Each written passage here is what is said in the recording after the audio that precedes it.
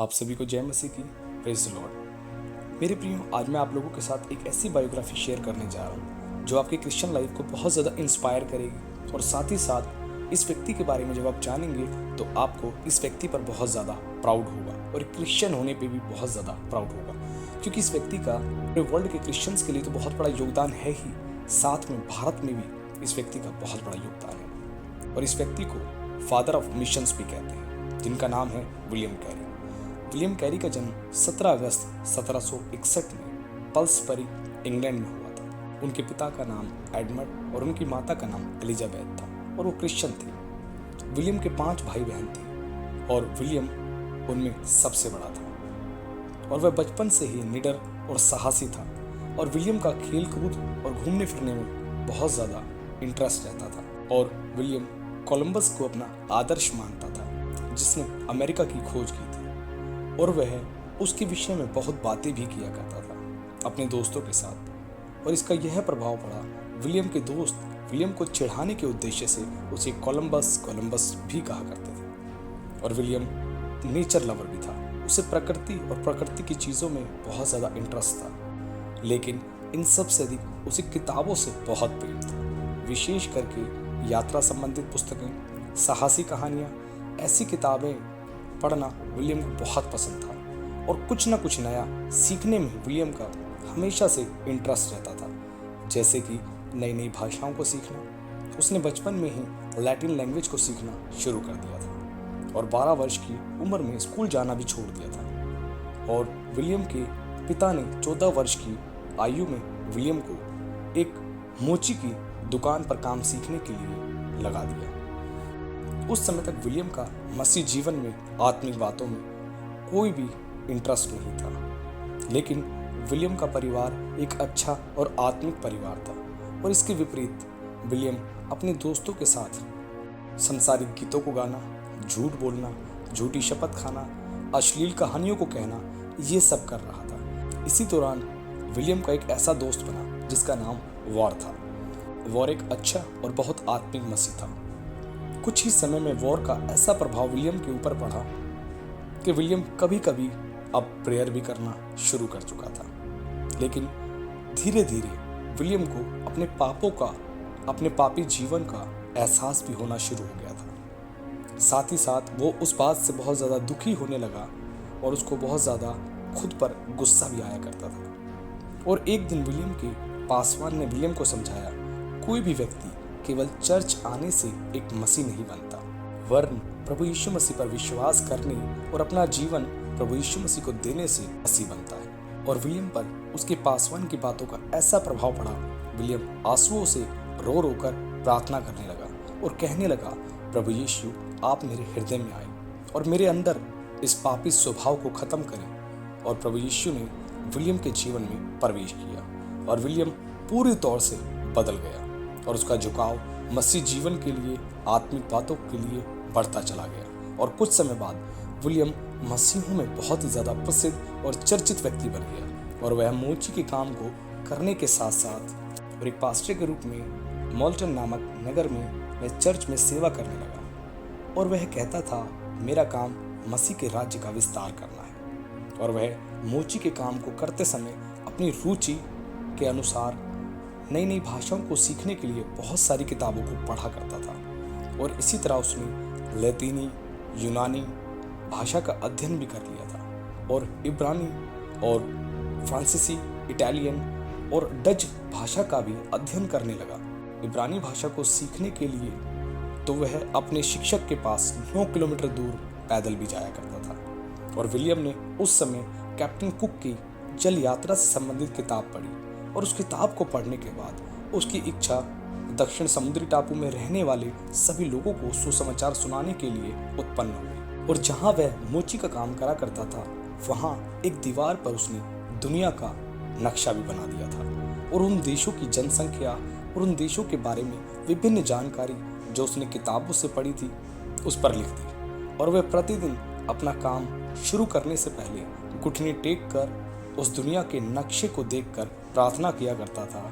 जिस संसार को मसीह ने बनाया है, आज वो संसार मसीह रहित संसार है और आज संसार के लोगों को आवश्यकता है कि वो अपने परमेश्वर को जाने। और जब वो इस तरह प्रार्थना किया करता था तो धीरे धीरे उसकी उत्सुकता और ज़्यादा बढ़ती चली गई संसार के लोगों को सुसमाचार सुनाने के लिए, जिन्होंने अभी तक प्रभु यीशु मसीह को नहीं जाना था और जिन तक प्रभु यीशु मसीह का सुसमाचार नहीं पहुंचा था। और उसने लोगों को उनका उत्तरदायित्व भी याद दिलाया वचन को बताकर, जो मरकुस 16 में लिखा है, तुम सारे जगत के लोगों को जाकर प्रभु यीशु का सुसमाचार प्रचार करो और उन्हें प्रभु यीशु मसीह के नाम से बपतिस्मा दो और उन्हें प्रभु का चेला बनाओ। और विलियम की इस बात को सुनकर एक प्राचीन परमेश्वर के दास चिल्लाकर बोले, हे जवान लड़के, बैठ जाओ, और परमेश्वर अन्य जातियों का उद्धार करना चाहे तो तेरी मदद के बिना भी कर सकता है। और सभी परमेश्वर के दासों के सामने विलियम को लज्जित होना पड़ा, लेकिन विलियम ज़्यादा देर तक निराश नहीं रहा, क्योंकि वह बचपन से उसने सुना था कभी निराश नहीं होना चाहिए, क्योंकि परमेश्वर हमारे साथ है।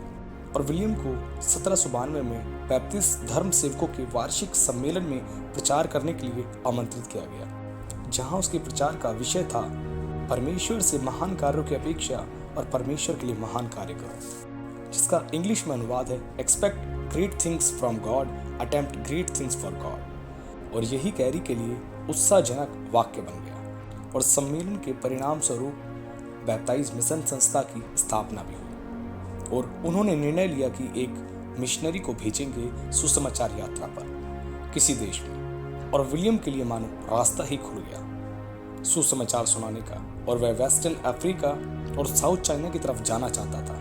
लेकिन परमेश्वर की योजना थी कि विलियम भारत जाए। इसी दौरान विलियम को डॉक्टर जॉन थॉमस मिले, जो एक डॉक्टर और एक प्रचारक भी थे। जॉन थॉमस भारत में कलकत्ता में उन दिनों में रहा करते थे। जब विलियम ने उनसे बातें की तो उन्होंने भारत के बारे में विलियम को बताया और बोला, वहाँ पे लोग आज भी प्रभु यीशु मसीह को नहीं जानते हैं और उनके पास बाइबल नहीं है। तो विलियम ने पूरा मन बना लिया कि वह भारत जाएगा और भारत के लोगों को सुसमाचार सुनाएगा। और विलियम ने अपनी संस्था को ये बात बताई। उनकी संस्था ने विलियम को एक वायदा किया कि हम तुम्हारे लिए प्रार्थना करेंगे और तुम्हें आर्थिक सहायता करेंगे। और विलियम ने अपने पूरे परिवार के साथ भारत जाने का निर्णय ले लिया। और उस दौरान विलियम की पत्नी ने भारत जाने के लिए विलियम को सख्त मना कर दिया, क्योंकि उन दिनों में इंग्लैंड से भारत आने में समुद्री यात्रा के दौरान 5 महीनों का समय लगता था।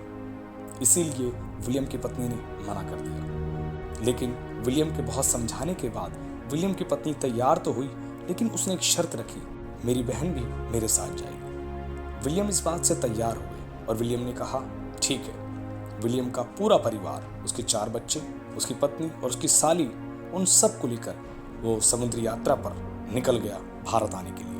और इस समुद्री यात्रा के दौरान उन्होंने बंगाली भाषा का अध्ययन शुरू कर दिया था, जो उन्हें भारत में बोलनी थी आकर। और जब वो भारत पहुंचे तो उस समय ईस्ट इंडिया कंपनी भारत में राज कर रही थी। और जब उनको पता चला विलियम कैरी जो मिशनरी है भारत में आया है सुसमाचार लोगों को सुनाने के लिए, तो वो डर गए इस बात से। और वो नहीं चाहते थे कि विलियम कैरी भारत में और भारत के लोगों को सुसमाचार सुनाए, क्योंकि वो जानते थे अगर भारत के लोग परमेश्वर के वचन को सुन लेंगे, परमेश्वर के वचन को जान लेंगे, तो वो गुलाम नहीं रहेंगे, वरन स्वतंत्र हो जाएंगे और उनका जो शासन है वो खत्म हो जाएगा और वो हमारे गुलाम नहीं रहेंगे। लेकिन इसके विपरीत भी विलियम कैरी कलकत्ता में आए और कलकत्ता में आकर उन्होंने अपना डेरा किया।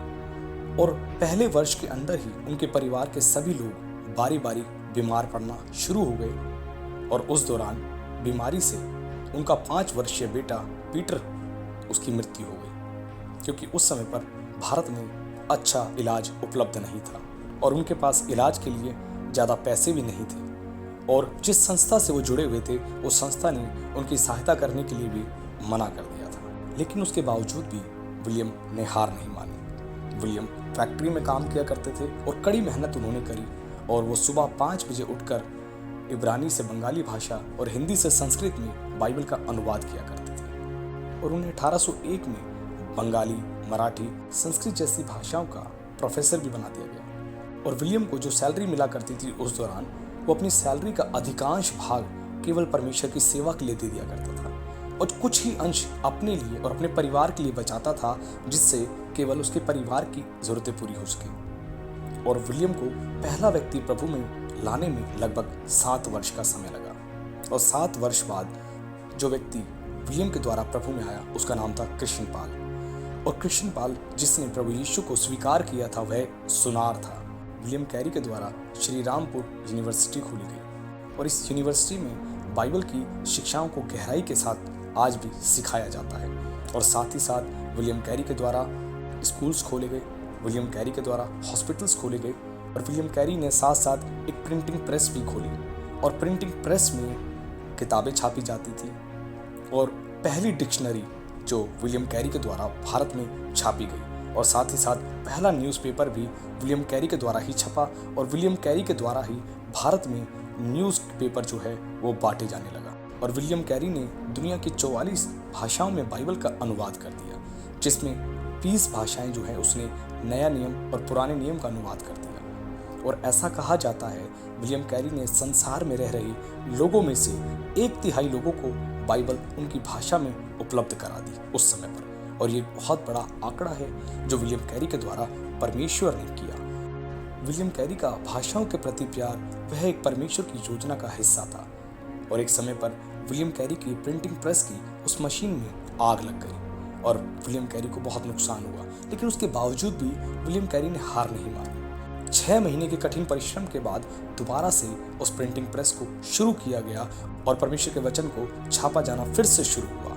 और विलियम कैरी की सेवकाई का भारत में बहुत बड़ा प्रभाव पड़ा। उस समय हो रहे स्त्री प्रथा को जब विलियम कैरी ने देखा कि पति के मर जाने के बाद उसकी पत्नी को उसकी चिता पर बिठा के जला दिया जाता है, विलियम कैरी ने जब इस बात को देखा तो उसने ठान लिया कि मैं इसे बंद करवा दूंगा और किसी औरत को मरने नहीं दूंगा। और इस काम में उनका साथ राजा राम मोहन राय ने दिया। और इन सब सफलताओं के बाद भी विलियम का कहना था, मैं एक अनुपयोगी परमेश्वर का दास हूँ। और यह बात विलियम की दीनता और उसकी नम्रता को दर्शाता था। और विलियम ने अपने जीवन भर में 765 लोगों को जल से बपतिस्मा दिया और 26 भारतीय कलीसियाओं की स्थापना की और अपनी जिंदगी को केवल परमेश्वर की सेवा के लिए और समाज के लिए उसने दे दिया। और सन 1834 में एक बीमारी से उनका देहांत हो गया, क्योंकि उस समय तक भी भारत में बहुत अच्छा इलाज उपलब्ध नहीं था। और ये योगदान है क्रिश्चियन मिशनरी का भारत के लिए। मेरे प्रियो, आज आपको एक क्रिश्चियन होने पे एक गर्व होना चाहिए, प्राउड होना चाहिए, क्योंकि क्रिश्चियन मिशनरीज का भारत में भी बहुत बड़ा योगदान है। और मैं आशा करता हूँ आप सभी ने विलियम कैरी के जीवन से बहुत कुछ सीखा होगा और आप सब भी विलियम कैरी की तरह एक दृढ़ मसीह बनकर परमेश्वर की सेवा को करेंगे और अपनी बुलाहट के अनुसार परमेश्वर के काम को करेंगे। तो प्रभु का धन्यवाद। प्रभु आप सभी को आशीष दे। आप सभी को जय मसीह।